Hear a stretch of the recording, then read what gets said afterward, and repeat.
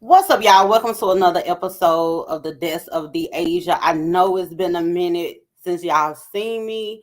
I have just been taking a mental break, and um, it seems like this particular story is one of those stories that because I had to take a mental break, that I should have backed away from, but um, I felt like it was necessary for me to get on here and talk about this particular situation tonight. Unfortunately, a young black man in Memphis, Tennessee, by the name of Tyre Nichols, he lost his life at the hands of five black police officers who brutally beat him. In the video was released yesterday of what transpired at the time of him unfortunately meeting his demise at the hands of those police officers. And a lot of people looked at the video and felt as though it was reminiscent of the Rodney King beating. And you had people talking about which beating was the worst. I think that that's a very insensitive conversation to be having, considering that essentially this man lost his life and the family is mourning his death and they have to see those things.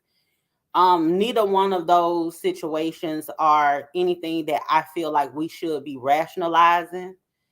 um Thankfully, in Rodney King's situation, he did not die uh due to the injuries that he sustained when he was beat by the police. Unfortunately, Tyre Nichols, he did lose his life. And a lot of people were talking about the fact that it was black cops that did it. And there has been conversation in the past about whether or not we need more black police officers on the force because of police brutality. I want to make it very clear that cops are cops. The police is the police. It doesn't matter about what color they are, what race they are. The police is the police. They work together as a unit. They go under an oath. And their thing is, when they go out, they want to make it back home to their families. However, they have absolutely no regard to the people who they encounter to make sure that they make it home to their family. And it's unfortunate that there are people that are black that's on the force who um played a part in this man losing his life. You would think, with so much that we have endured in America, in the diaspora as black people, you would think that black people on the force, they would be a little bit more considerate and have a little bit more compassion and treat us a little bit more humane when they encounter us. But that's not the case. You have a lot of people who are high power cowards. That's what I like to call them. High power cowards. You have people that was bullied, picked on at school. They got older, got a little weight on them. They put their badge on, and now they think they a RoboCop or something. You have people that go into the force that wake up every day with murder on their mind. They be waiting on something to happen because historically, police get away with murder. So they don't have any regard. And I think there needs to be some type of federal law, some legislation, something to be passed in order for these type of situations to be prevented. Something has to happen for it to stop. It ain't about putting more police in the neighborhood. It ain't about putting more police of color in the force. It's not about that. It's the behavior and the character of these people.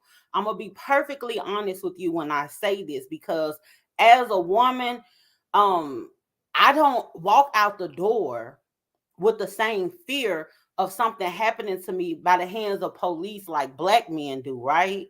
However, the one time that I had an experience with the police that was overly aggressive to me, it was a black cop. He did way, way too much. I had one particular time where it was a black cop and a white cop together. The cop, he was about to try and do too much, but the white cop kind of, you know, calmed them down, made them relax because it wasn't nothing. I got pulled over about something stupid that I didn't even know there was a thing. Y'all know the license, y'all, the back of the car, the license plates, the light that's on the license plates. I guess the light wasn't out, but it was dim. So they pulled me over.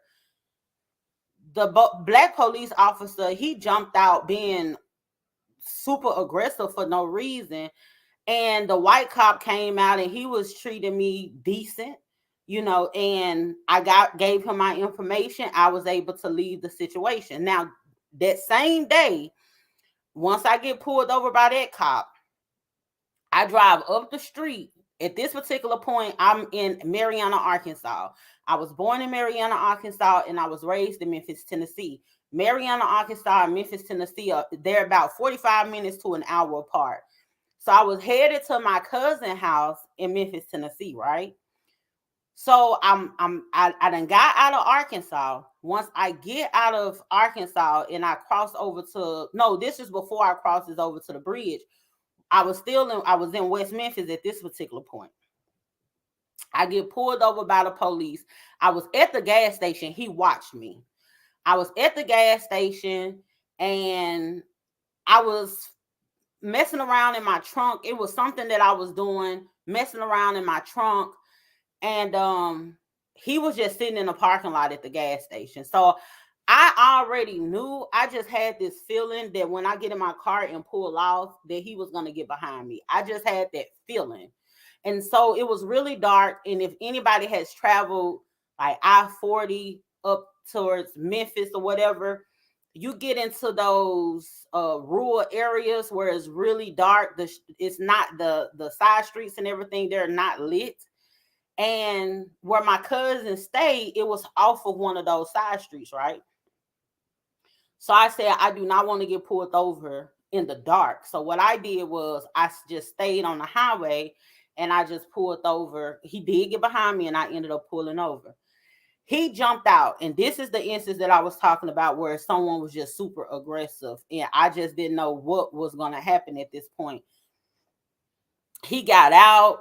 What you doing? And question, just being real harsh. And at this point, I don't know what you pulled me over for. I knew you was going to get behind me, but I don't know what you pulled me over for. And he said something about merging to the left or some weird thing that I had. It was something that didn't actually happen. And so hey, you been drinking? Hey, you this and hey, you that? And I'm like, no.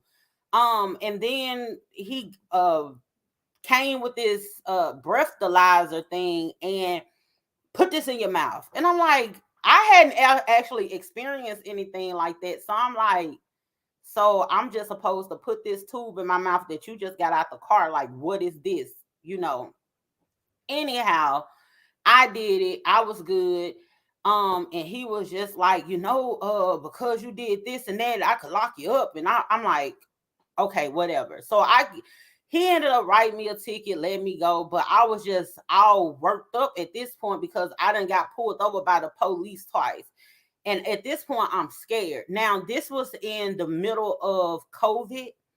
And my car was really nice. And the town is really, really small. So you really don't see the type of car that I had in the town. And being that it was in the middle of COVID, and it wasn't a lot of traffic, it gave them people something to target. So I felt like a target the whole time. So I get down the highway, I turn around to get to my cousin's house. Everything is fine. Next thing you know, there's a row of, I couldn't dodge them fast enough, but it's a row of spikes in the street. So I hit the spikes and my tire blew out and all this. So now I'm stuck on the side of the highway. So here come that same police officer. So I'm just like, what the hell is going on? It's like they trying to trap me or something. And right where the spike said, it was right outside of a prison. So it was just really crazy. So I'm on the side of the highway, broken down, no help. He left the scene. I called someone to come help me and everything. But that was the scariest moment that I had. Now, to some people that have experienced something worse than it, they probably be like, oh, that's not nothing. But anytime you are met with any level of aggression by a police officer, with all of this stuff that's going on in our society and the police brutality that has taken place in our history, you're automatically gonna be nervous, when you are interacting with them and they're being aggressive towards you. It's not all the time where you encounter cops and they're gonna be super aggressive. I'm not gonna sit up here and make it like every cop is out here trigger happy and every cop is not performing their job well, because you have some cops, they actually get on the force in order to service the people. But unfortunately, the bad apples ruin the good apples. And at this particular point, I really don't play the good cop, bad cop thing, because from what I've seen happening, and the relationship between the civilians and the cops, it shouldn't be what it is, but it is what it is. From what I've seen happening, it's just, I don't see them as those figures that, like the good cops that when we were younger and you had people that seen police officers in their uniform, and you at the career day in elementary school and the teacher is asking you what you want to be when you grow up, and it was admirable to be a cop. It was to say, I want to be a police officer when I grow up. That was something really cool. The little boys, little girls and stuff dressing up as a police officer for Halloween. That was something to aspire to be. Growing up, kids were looking at the cops like the good guys. But now, as you get older, you realize how much Black people are targeted. Our neighborhoods are highly policed, where else in other neighborhoods, the police are over there servicing their neighborhoods, but yet they are policing our neighborhoods. And the thing is, when it comes to the police officers are not out here stopping crimes. They do not stop crimes. If you are in the middle, they're not jumping in the middle of a gunfire. If you stay in the hood and it's a shootout and somebody down the street call the police and say that it's a shootout, they are not coming in the midst of that gunfire. I ain't never seen a situation where it's a shootout happening or some crime happening and the police is in the middle and dead smacking that crime, trying to prevent that crime from escalating. You do not see that. The police don't do nothing but come around, get statements, do an investigation, and start trying to figure out Blue's Clues. They are not crime stoppers. For anything, they put things in the community, implement things in the community to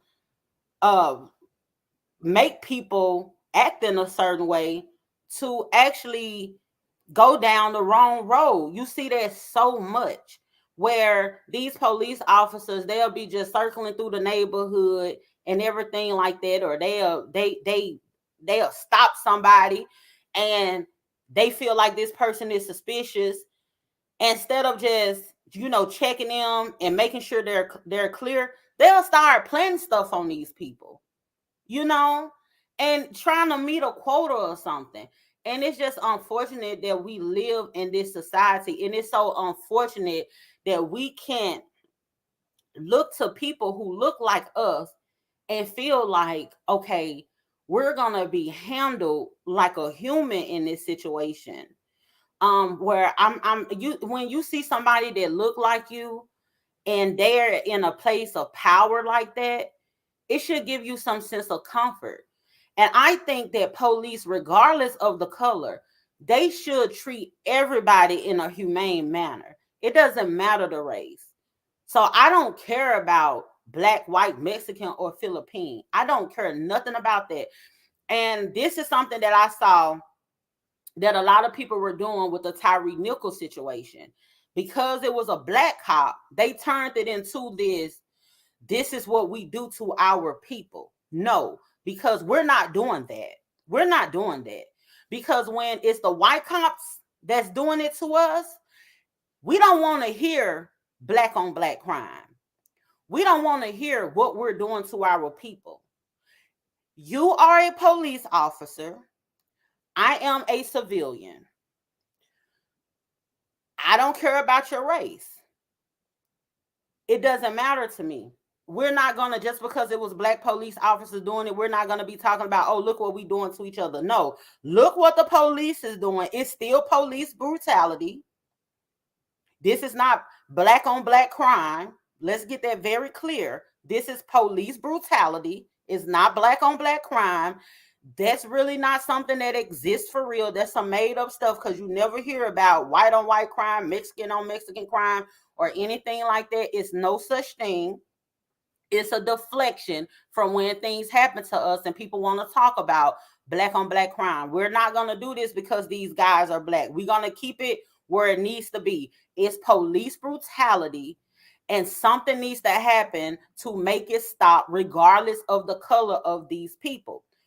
You also had people that was like, it's very interesting that because it's some black people that did it, they were able to get the videos out fast, get them charged fast and everything. Listen, they did do that.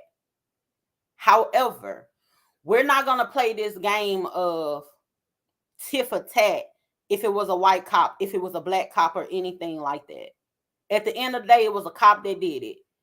At the end of the day, I don't matter what race the cops is, they need to get their ass locked up and never see the light of day again. Because they were able to move so fast. Hold on, let me get my charger because my computer about to go out. Because they were able to move so fast in this case, that let us know that they're able to move this fast in other situations as well. We shouldn't be waiting for things to come out and for these people to get charged. And we have all of this body cam footage and everything. If we got body cams, and it's like the body cam should be designed in order to move to justice faster when something happened. You know, but a lot of people look at it like, oh, just because it was black people, it happened that way. No. At this particular point, we know they could get this stuff out faster. And I was conflicted about something. This is something that conflicted me. I was talking to my homegirl. She's back home in Memphis. And she said, Deasia, what's the word for the news and people putting out something like warning people, and people are not even talking about what they're warning them of happening? Like she was saying, before they released the tape, that the news outlets were saying, you know, they're going to put out this public safety announcement. They're going to take measures and make sure the public is safe. School activities will be limited to a certain time. They're going to be shutting down places early and everything. She said they was doing it, you know, all the way up until the release of this video. Where else she said that she wasn't hearing anybody talking about they were going to be doing, any civilians talking about they were going to be doing anything. And she felt like with them putting it in a media like that, that they were trying to provoke people to act a fool. Now, people did protest, and I heard that it was a peaceful protest, which was good. There needed to be some demonstration. There definitely needed to be some demonstration, but I don't know how to feel about these images being put out either. Y'all let me know this. Y'all help me with this. I'm really trying to wrap my mind around this. Drop down in the comments and help me with this. Is it necessary, if these people are being charged, they have been identified, justice is moving right along quickly, is it necessary for the public to see the images? I don't think it's necessary. Why do we need to see it? I think if there's any question in mind, or if these people are not being charged properly, and it seems like they're about to get off of what they're doing, I think at that time, the public needs to see, it needs to be released. But I don't think every case that's like this needs to be released, because it started desensitizing people. And I think that it does cause a lot of tension and a lot of friction. And it's just a lot of unrest that comes with those images that are being put out. People are so desensitized. I didn't watch the video. It wasn't necessary to watch the video. The only thing I know is the man, he was brutally beat and he lost his life. I don't need to see that.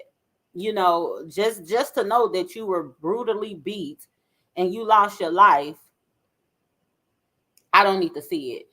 I don't think that there's any instance outside of a person just posing a real threat for somebody to be losing their life at a traffic stop. And then they were saying, well, he was trying to run. The man was being beat and pepper sprayed, kicked in the head, and all of this old kind of stuff. You're going to move, and you're going to try to position yourself in order to protect yourself. And he's in a car. If he's in a car and he does run, so what? If you can't chase him and catch him or whatever, you shouldn't be shooting him in the back. If he gets away on foot, but you got all of his identifying information on the car. So what are you doing all of that for? If somebody is resisting arrest and you have put them in submission and put them in a position where you can handcuff them and you could put them in a car, what is the rest of the beating for? It doesn't take all of that at all. If that person is at the crime scene and they are posing a threat, you actually see they're waving a gun or something, or they threatening to shoot or something like that, then I can see it. But a lot of times you get these cops, they pull people over and be like, oh, do you got a gun? Like, this is some shit that I'm going to tell you something that I'll be scared to do when I get pulled over by the police. I'd be scared to reach for my insurance. They'll ask you for your insurance. You go reach for your insurance. Now they hollering, you reaching for a gun. Well, officer, if I was reaching for a gun, which I'm not, but if I was reaching for a gun and you're standing and your gun is pointed at me, by the time I lean up and you see the gun, you could blow my ass off, right? Right or wrong? Am I right or wrong? By the time you see that gun, you could blow my ass off. So you're still in the position of power standing out with your gun barrel staring in my face. If I'm leaning over like this real quick or whatever the case may be, it takes a motion to come back and position myself to bow and shoot you. You know what I'm saying? It's a lot of people that's on the police force that are just high-powered cowards. They got that badge on, they got that gun, but they scary as a motherfucker. They've been scary, and they try to play these tough guys when they get out here in the streets and they're dealing with day-to-day people. But yet you got people that could go into grocery stores while old ladies is minding their business, go to these churches, go to these schools and shoot up the place, and yet they get to ride around and go to Burger King before they go to jail. For some reason, they get to walk away unscratched. 9 times out of 10, if you hear about a person that went in and did a mass shooting, 9 times out of 10, that person gets to go away unscratched. And if they end up dying, usually it's because they shoot themselves.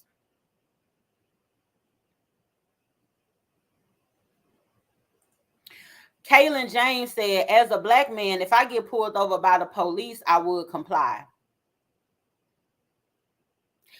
Let's tackle that for a minute.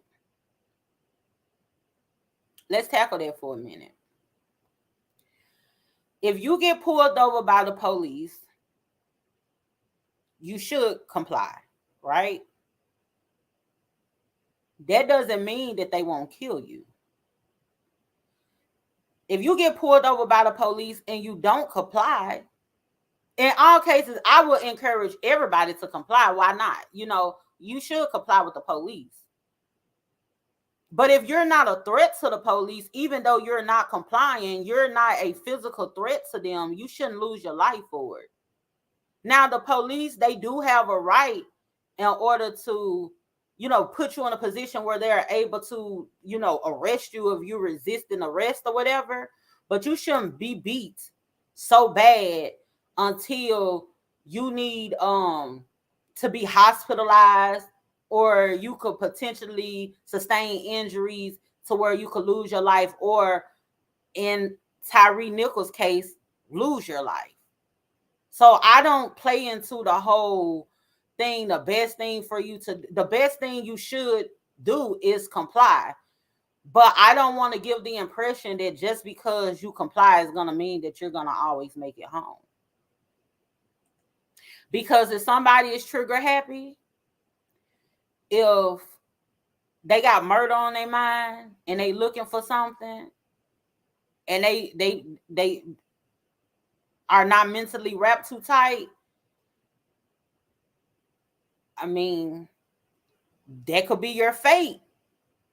And that's unfortunate, but that is it is what it is. Maggie Brooks said the police officers in my North Florida town are always the boys that were big dorks in high school. Yeah. That happens a lot. I would encourage anybody to comply. I don't have a problem. Like, when I encounter officers, for the most part, I'm good. As long as officers are not jumping out in the cases where I had that one case where the guy was just super aggressive and the other, he tried to get aggressive. As long as they're not acting like that, then I'm pretty good. I don't be nervous or anything when I encounter them, because it's not that every day and every traffic stop is going to end up like that. I know that. So I comply with the police. I don't have any problem with complying with the police or anything. But just like in my case where I was talking about earlier, if you go back and listen to the earlier part of my video, I'm complying with the guy. I'm like, yes, officer, or he's trying to, do you know why I pulled you over? I'm like, I'm not sure why you pulled me over. I don't know, Now he thinking I'm trying to blow smoke up his ass. He mad at me because I really don't know what you tried to pull me over for. And you asked me, do I know? And I tell you, I don't know. Now you acting like I'm playing in your face. Now I done pissed you off. Now you on some other shit, sticking tubes and breathalyzers in my mouth, and you done wrote me a ticket about something that I still don't know what this is, because I'm trying to get on the expressway. So I don't know what it is that you're talking about. But now you're telling me how you could take me to jail, and I don't know what you could take me to jail for. I don't know I honestly don't know what I just did. But you're standing up here, trying to chastise me like you're my father figure or something. And like I just lied to you about jumping out the window trying to sneak off to see a little boy. When I come in, I'm trying to lie to you about why my window unlocked and all of that. Bitch, I don't know what just happened. You know what I'm saying? All I know is you were watching me. I got in the car. I knew you was going to pull me over. I just didn't want to get pulled over on this dark street. So I'm about to get on the highway. And now you saying just because I tried to get on the highway off the side road that I done merged to the left or something. You ain't got no other choice to get to the left to get on the highway. So what are you talking about? I have absolutely no clue. What are you talking about? But you're in my face on some rah-rah. You know what I'm saying? And so my trip ended early because at this point, I'm feeling like I've been targeted. I done got pulled over twice. Now it's these mysterious spikes in the road, and my tires are blown out. So I complied, but I was still threatening to go to jail. So if these people want to do something, they're going to do it. Some laws need to be passed. I don't know to what extent of the law. One thing I do know is that laws don't stop criminals. Laws don't stop criminals. Don't matter what laws you pass. You got people that saying, "Oh, they need to crack down on gun laws." Well, you just take the protection that the good people need out of their hand when you want to crack down on gun laws, because criminals don't give a damn about the law. That's the reason why they criminal. It don't matter what law you pass. If somebody want to be a robber, they're gonna be a robber. They want to be a murderer, they're gonna be a murderer. It don't matter what laws you pass. You cracking down on gun laws only hurt law-abiding citizens. It doesn't stop the criminal. So I don't know to what extent of the law that this should go, but I think that because people do get on the police force as a career in order to feed their families, I think something needs to be at stake to make them feel like, okay, it's going to be a price to pay, a real big price to pay if I do something to somebody. And it's not just going to be potentially, going to jail, because the cops, they don't care about that part, because historically cops get off with murder. So just the idea of I might possibly go to jail, the odds of them actually getting charged and locked up is very slim. So that's not scaring them or stopping them from doing anything. They be surprised when they get held accountable for what they do.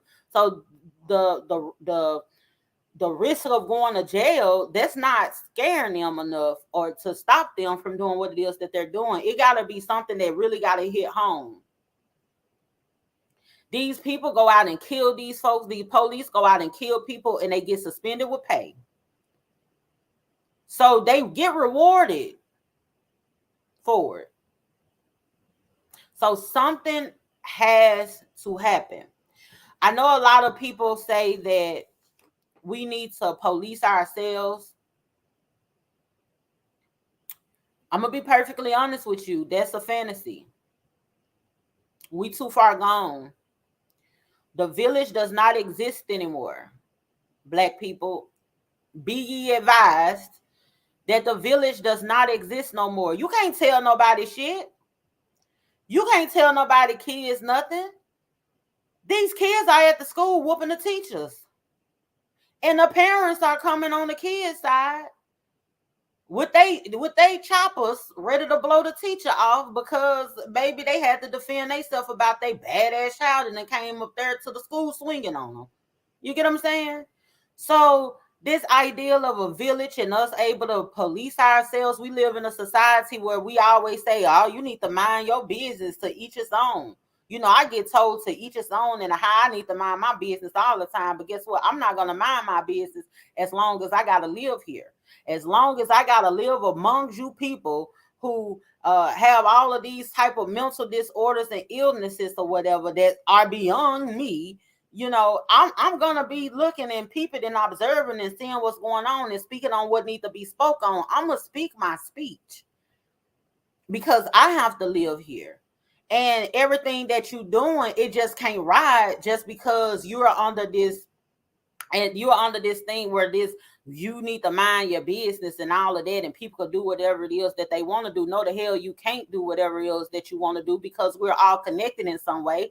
And sometimes what you do affects my life. You know what I'm saying? It might not directly affect my life, but indirectly it affects my life. They're just like, hey, this a little bit off the subject. If you're poor and you're around here having 17, 15, 16, 17 kids and you can't take care of them, then guess what? My money has to pay for them when you go get government assistance. You know what I'm saying? So yeah, you need to make sure that you're bringing your kids in an environment where you could sustain and you can actually take care of these kids. If you don't have the means to take care of these kids, you don't need to be having them, because guess what? It's not that you that just got to deal with it. I got to deal with it too. And I don't even have no kids, but hell, taxes come out of my paycheck in order for the government to have the funds in order to help you live. So yeah, it's my business. And I just wanted to use that as an example. That's not to shit on anybody, but that's just an example to let people know, yeah, what you do in your life, it is my business. It's my business. If I live in an environment in a community and you're around here shooting up the place, the crime rates are high, and I'm living in fear because of what you're doing outside, that's my business. We got to get out of this. Oh, we need to mind our business. No, no. We don't need to be in people business so much until we try to dictate their lives. But we need to be paying attention and stepping in where we can. And if people want to say that we need to police each other, then we could no longer have that mentality of we need to mind our business into each his own. Because you can't have one without the other. You can't have us policing ourselves and everybody minding their business too. It's not going to work like that, because in order for you to say we should be policing each other, that means that we're going to have some hand in this person's business in order to police them. And to what extent do we police them, right? What extent do we police ourselves? What happens? We don't have any facility. Do we lock the people up? Do we sentence the people? We don't have any judge or jury of our own. This policing ourselves thing is almost like we're sovereign or something. We're not sovereign people. We have no prisons. We have no jail. We have no military. We have no way of formally prosecuting anybody or bringing anybody to justice. We have no way of actually doing it. So this ideal of policing ourselves, it's a fantasy, and it's only going to be done in small pockets. It's not going to be across, across the globe in larger cities. Now, if you're in more rural areas where everybody know everybody or whatever, and you could do that check and balance where you could say, hey, such and such over here, he need to get it together, such and such over here, she needed to get it together, and we are able to have conversations with each other. But how many people are going to listen to you? We are too far gone. So I'm not interested in talking about all of these different theories and all of these different fantasies that just sound good when you hear it. I'm into what's practical. And what's practical at this particular time is there has to be some legislation passed. There has to be something that's hard stone in concrete. Whether even if it's not any laws or legislation passed, there need to be a thorough background check. There need to be psych evaluations. There needs to be so much in place before people are able to have that much power in their hand and they walking around armed and dangerous. Like these police officers are actually, they armed and dangerous. They at large. They are at large. And I have police officers in my family, that I love dearly, that I hope that every time that they are out there and they're dealing with the public, that they are being decent when they're dealing with the public. But how would I know? My family is my family, and I love my family. You get what I'm saying? But all at the same time, my family decided to, take on this career, and it's nothing wrong with that. It's nothing wrong with a little black girl or a black boy saying, hey, you know what? I want to be a police officer.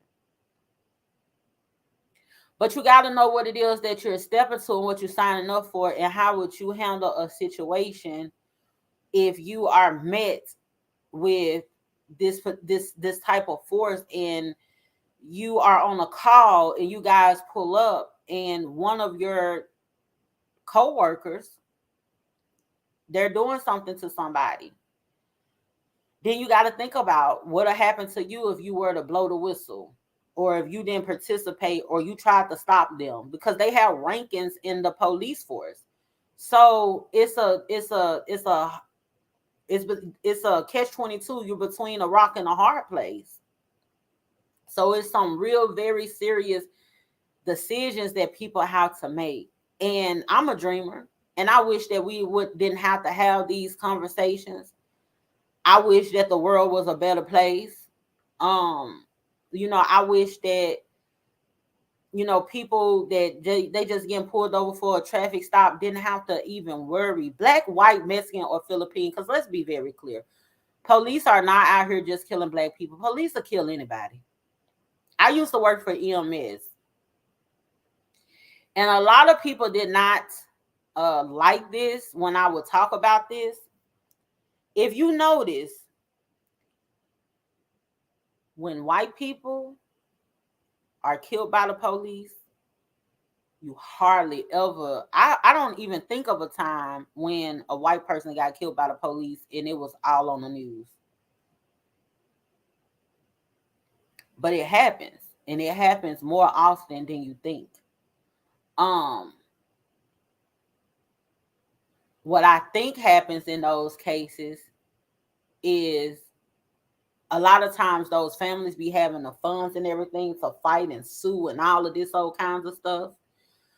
And being in EMS, I have seen the cases. I can't follow the case. When I used to work in EMS, of course I couldn't follow the case, but I was able to see that a lot of people are being killed by the police that are not black people. You know, I'm telling you, the first time I heard about something called friendly fire, it was a white man. And I wish I still knew the case, but even if I didn't, I couldn't speak on it because of, HIPAA or whatever. But it was a white man. And what happened was he was over to his sister's house. His sister was in a domestic situation. And he was asleep. He was upstairs asleep over his sister's house. Didn't even know that she had gotten in a fight with her partner. And so she got in a fight with the partner. As she's, out, she was able to break away. She calls 911. Well, once she called 911, the partner leaves the house. But then the police comes in. So now she called 911. The police get there. The brother don't know what's going on. Coincidentally, once the police arrive, the brother wakes up. He's on his way downstairs. The police immediately start shooting.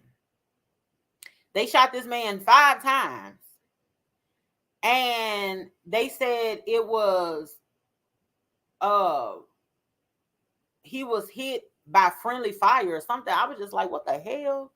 But it was something else in the case. It's something that I'm missing. But they were saying like friendly fire. I'm like, what the hell is that? It's like, oops, I didn't mean to shoot you. So it's friendly fire.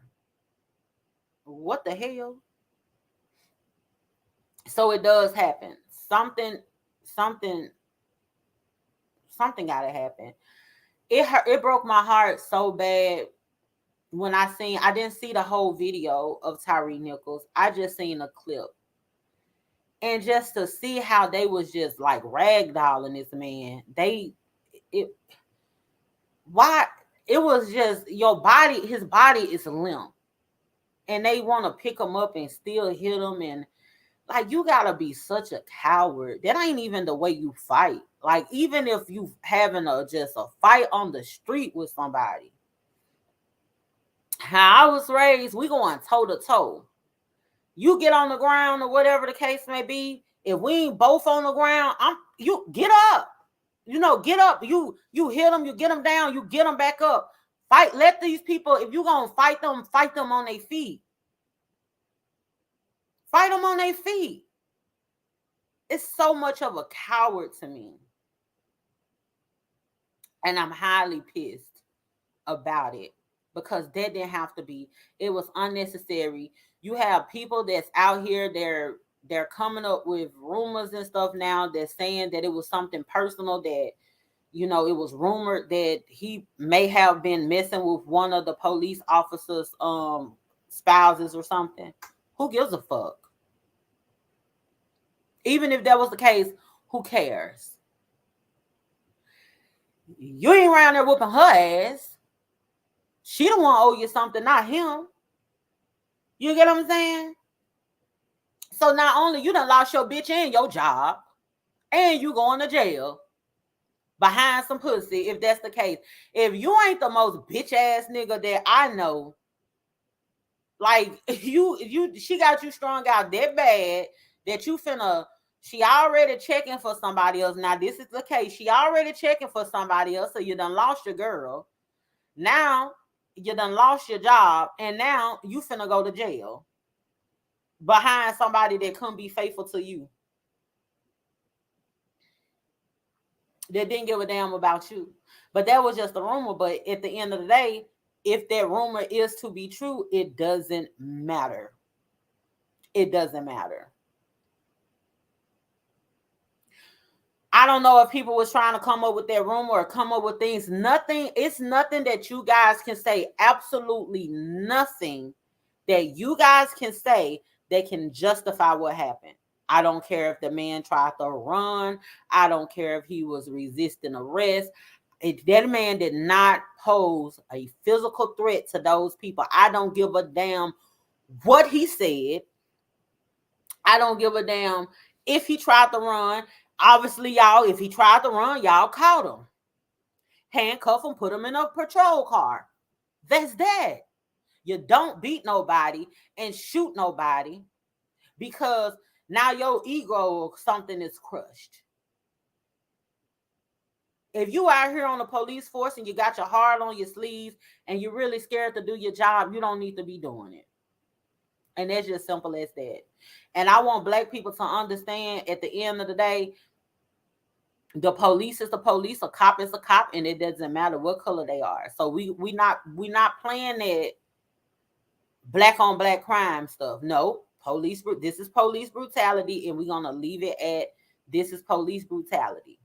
This is not a black on black crime. That's the only thing I wanted to get on here and just make very clear. I just want to drill that into y'all head. This is police brutality. That's how I see it. They're part of their force. It don't matter what color they are. It's simple as that. Police brutality. And it has to stop. I don't know what's going to happen next, but I hope there are some changes that come. Well, shit, we've been waiting for changes to come for so long. I don't have the answers. I don't. But I do know that I am tired of the same story over and over and over and over again. It's so tiresome and draining at times to just be who you are. Just the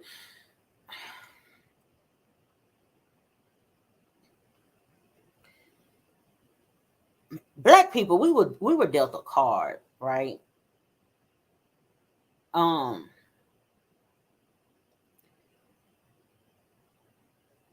It's already hard enough to just be Black, right? It's so hard. It's so draining to be Black. Like, it's a task. It's a duty. It's a chore to be Black. Coupled with, you got to deal with all of the other nuanced stuff. You're Black, you got to deal with colorism and all of the different isms and phobias and all of that, coupled with just being Black. You always got this jacket on your back, regardless of what, and it's very tiresome. And I ain't even one of those people to be like, oh, they need to like worry about what the white people do or whatever the case may be, or, what I'm saying, begging to be understood or accepted or whatever the case may be. It's just, I'm just talking to us when I say it's tiresome. I'm not talking to them and saying that we're tired and, please leave us alone. No, it's not that. It's not that. It's just recognizing how draining it can be, and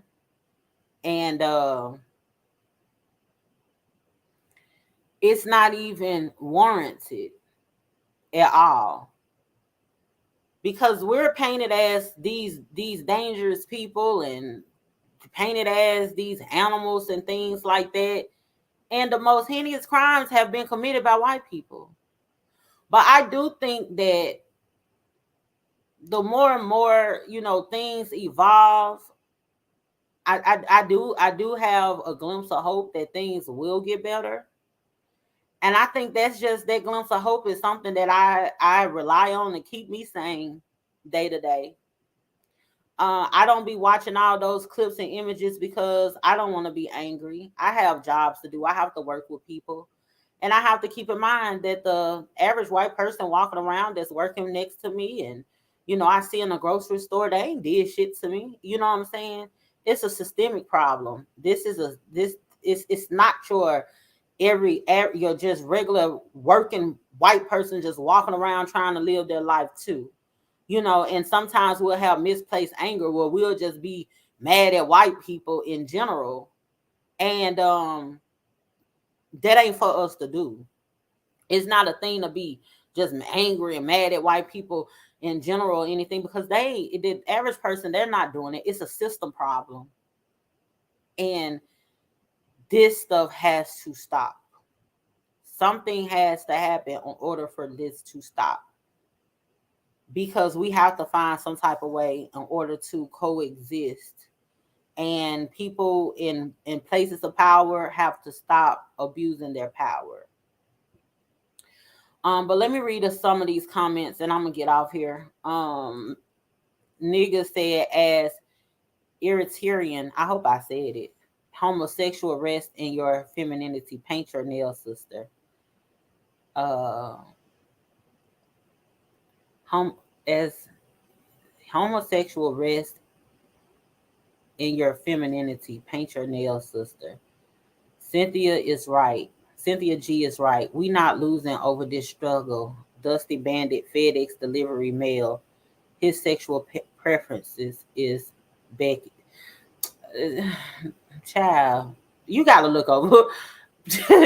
Y'all see this comment? You gotta look over people like that. You really gotta look over people like that. Paint my nails and femininity, rest, homosexuality. What fuck is you talking about? And then you got this hotep name. Maggie said, you're right. So you see how people on here worried about the wrong shit.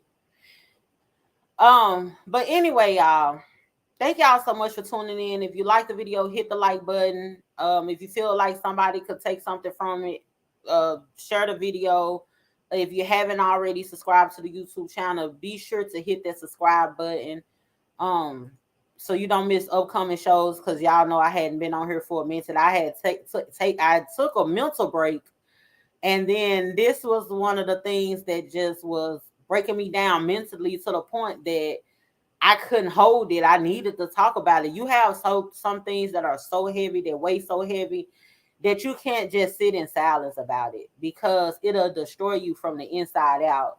So some things you do have to just talk about it, get it off your chest, and so you could put it out there and you could just leave it alone, and that was one of those things. So it looks like I'm back. So be expecting more videos from me. Definitely hit the subscribe button and the notification bell. Thank y'all so much for tuning in. I am on another podcast. I do it every Friday. I have been consistent with that. Every Friday at 8 p.m. Central Standard Time. It's the Hip Hop School Past and Present podcast. We had a really, really good interview with Killer Priest. He's one of the Wu-Tang Clan affiliates. We had a really, really good interview with Killer Priest this Friday. Y'all definitely go over to the Hip Hop School Past and Present. Subscribe to that channel as well, and check out the most recent interview that we did with Killer Priest. Thank y'all so much for tuning in. I'm about to tune out. Y'all have a good one. I hope you black men were paying attention. I hope you black men were paying attention.